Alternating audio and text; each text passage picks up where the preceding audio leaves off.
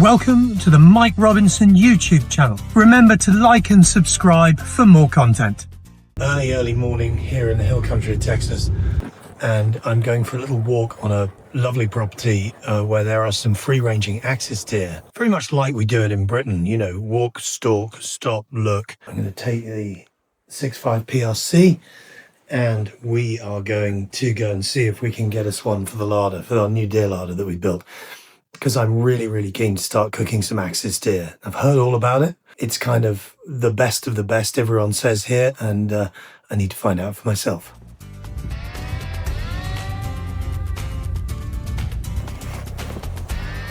Well, this morning I thought it's quite a big piece of land here, and I've scouted this a few times. And I've seen axis. They're pretty flighty, and there aren't hundreds of them, but there are axis here.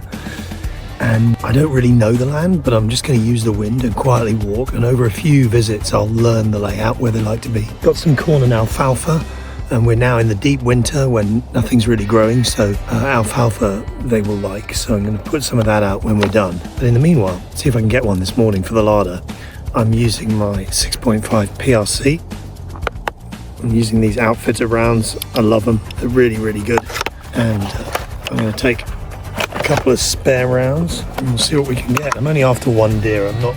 This isn't like Britain. I'm not trying to cull hundreds. I'm trying to get one for my larder.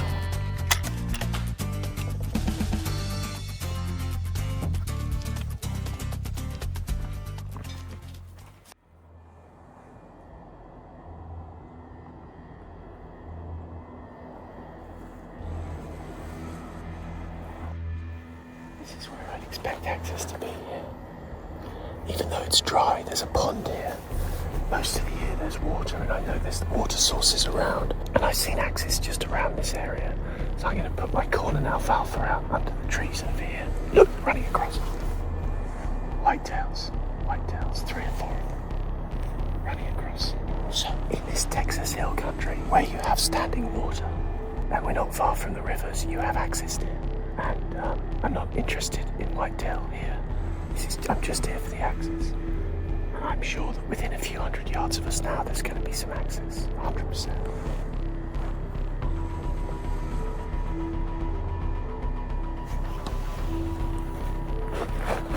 Slowly.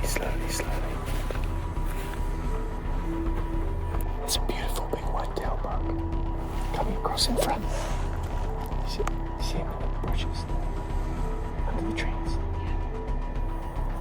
He's chasing the does. This place. There he's in the trees right in front of us there, track.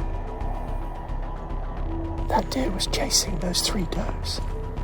And so I think there's a bit of a secondary run going on, which is a common thing to happen. Every time I've been here, I've seen axis in this area.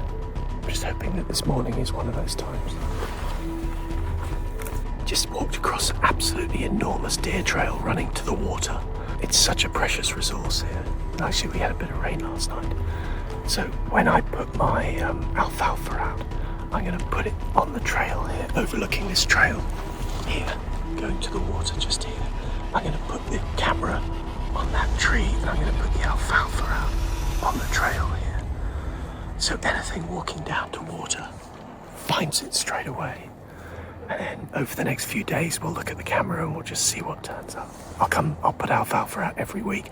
I'll probably put a feeder here as well, just to try and get the axis habituated to being in this area. I won't shoot them near the food, but if I can get them coming regularly, then I know where they are.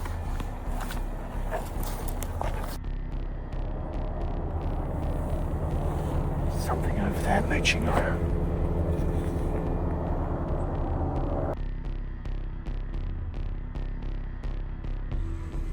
It's a whitetail looking at me. I'm glad I saw it. That's just how I expect to find an axis.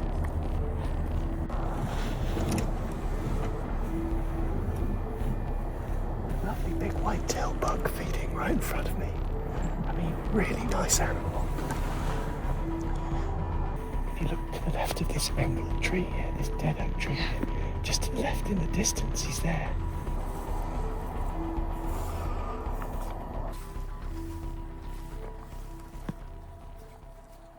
To try to concentrate these axes a little bit, I'm actually putting down some corn and alfalfa for them. We're at a hard time of year now in January.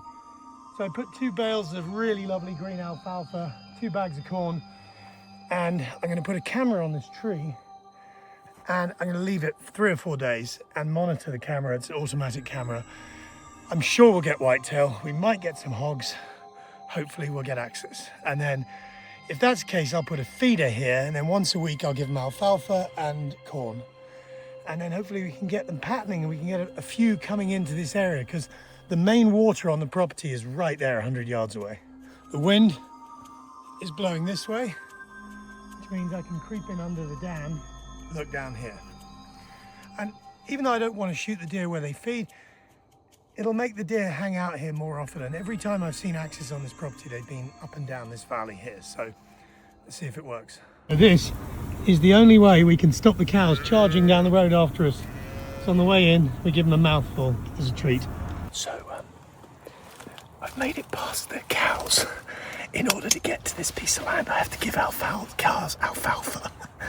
Otherwise they chase me down the road. So I diversionary feed them some alfalfa at the top of the hill, keep them quiet. The wind's blowing this way. We have a dam wall, and 150 yards from that is where I've been putting out some alfalfa, and I've got a camera. Now, 5 minutes ago, there was a nice young axis pricket. There was a black buck, there were some turkeys and a load of whitetail. We're heading towards 5 p.m, which is perfect. That's when I've been patterning these axis to come out and feed. Wind's in a decent direction. We've got to go about 500 yards, quiet as mice, creep up the dam wall, lie down, really not shining faces, get set up and wait until the right deer comes in.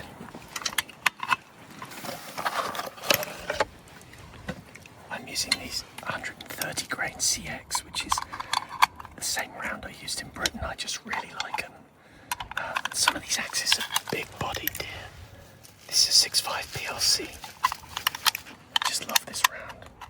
As I say, these are big, strong deer. So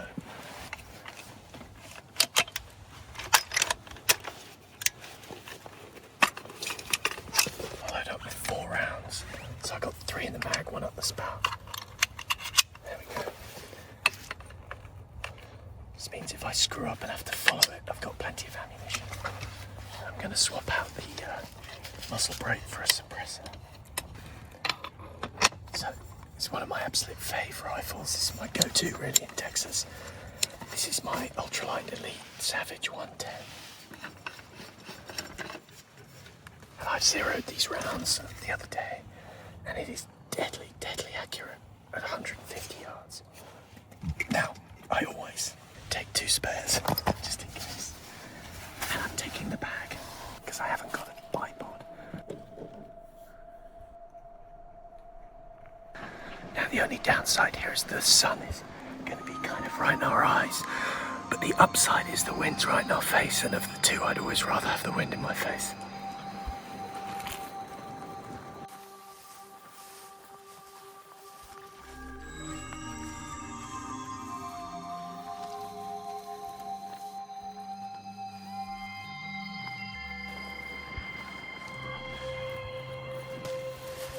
Go back down and go along a bit.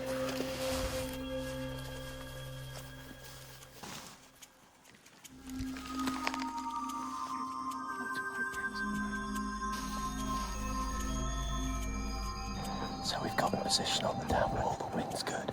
There's a ton of whitetail moving around. We want an axis, so we just got to wait it out.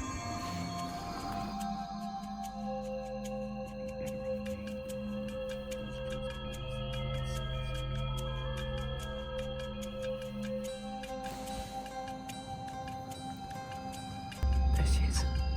There.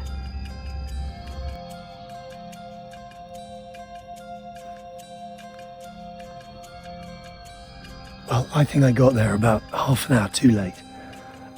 Interestingly, whilst the whitetails are having a proper party, and there must have been 20 or 30 there, the axes seem to be like 10 a.m. through 4 p.m. They don't tend to be there early morning and late night. So tomorrow I'm going to get out here and creep in about lunchtime and settle in for a couple of hours, because most of them seem to be here around 2 o'clock.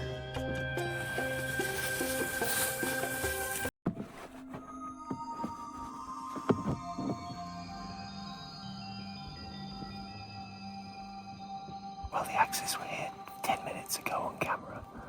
Now they've buggered off, and I suspect they heard our car coming down the hill, even though we parked half a mile away. I think we're going to have to start parking like a full mile away. The wind's good. They're just incredibly spooky. But let's just see what happens.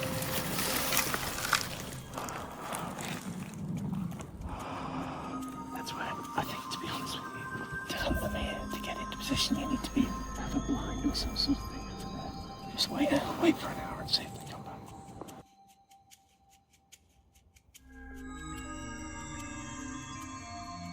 Once again, I'm waiting for access. I know they were here half an hour ago, but we just got to wait it out. I know that there's at least 20 of them within 400 yards of where we are now. Patience.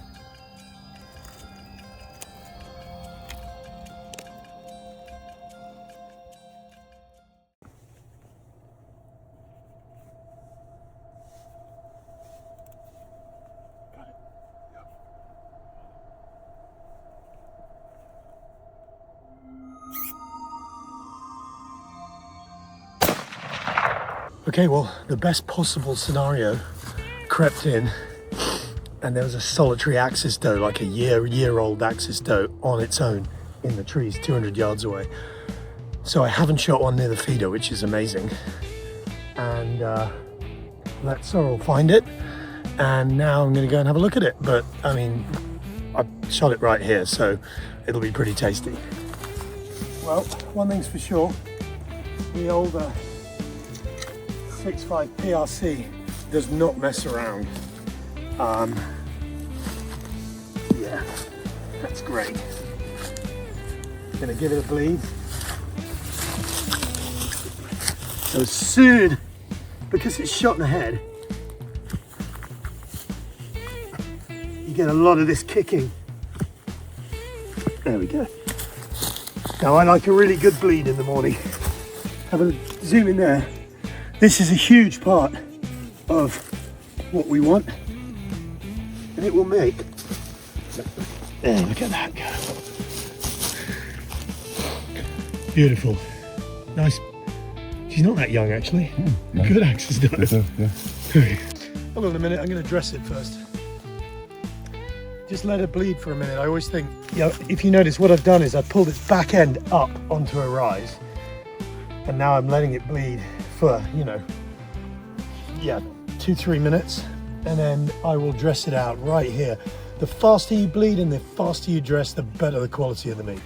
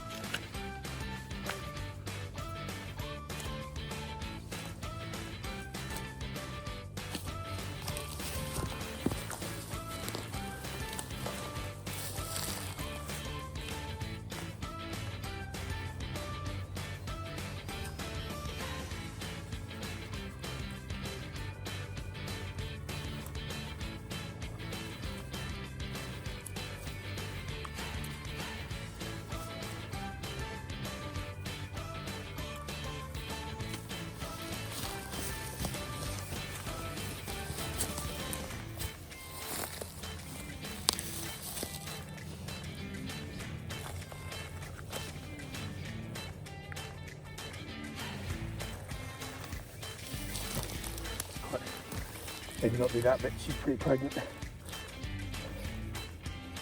Okay, I've quickly dressed this deer, and one of the interesting things is the heart, if you notice, is completely floppy. Now that says to me, the deer was not spooked or freaked in any way. We stopped as soon as we saw it, got up on sticks. From seeing it to shooting it was about 6 seconds. And that's really what you want to do. This is dog treats.